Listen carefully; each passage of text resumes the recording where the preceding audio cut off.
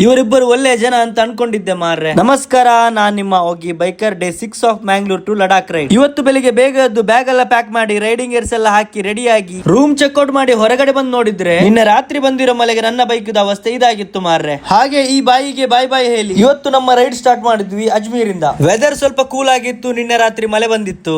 ಅವತ್ತು ನನ್ನ ತಂದೆನು ಕೂಡ ಇದೇ ತರ ಕರ್ಕೊಂಡು ಹೋಗಿದ್ದಕ್ಕೆ ಇವತ್ತು ನಾನು ಇಷ್ಟು ದೂರ ಬಂದಿದ್ದೀನಿ ಅಂತ ಇವರನ್ನ ನೋಡಿ ನನಗೆ ಫೀಲ್ ಆಯ್ತು. ಬ್ರೇಕ್ಫಾಸ್ಟ್ ಮಾಡೋಣ ಅಂತ ಈ ಒಂದು ಹೋಟೆಲ್ ಅಲ್ಲಿ ನಿಲ್ಲಿಸಿದ್ವಿ. ಇವನು ನೋಡಿ ಕತ್ತೆ ವಯಸ್ಸಾದ್ರೂ ಮಕ್ಕಳಾಟಿಗೆ ಬಿಟ್ಟಿಲ್ಲ. ಇದೇ ತರ ನಿಮ್ಮ ಫ್ರೆಂಡ್ ಇದ್ರು ಅವರನ್ನ ಟ್ಯಾಗ್ ಮಾಡಿ ಆಯ್ತಾ. ರಾಜಸ್ಥಾನಿನ ಫೇಮಸ್ ಬಾದಾಮ್ ಶೇಕ್ ಕುಡ್ದೆ ನನ್ನ ಊರು ಮಂಗಳೂರು ಅಂತ ಹೇಳಿದಕ್ಕೆ ಪ್ರೀತಿಯಿಂದ ನೇರಳೆ ಕಿತ್ತು ಕೊಟ್ರು. ಹಿಂದಿಯಲ್ಲಿ ಒಂದು ಡೈಲಾಗ್ ಉಂಟಲ್ಲ, ಅದು ಇವರೇ ಆಯ್ತಾ. ಓ ಅಲಗಿಲೆ ವೆಲ್ಕಮ್ ಬಂದತ.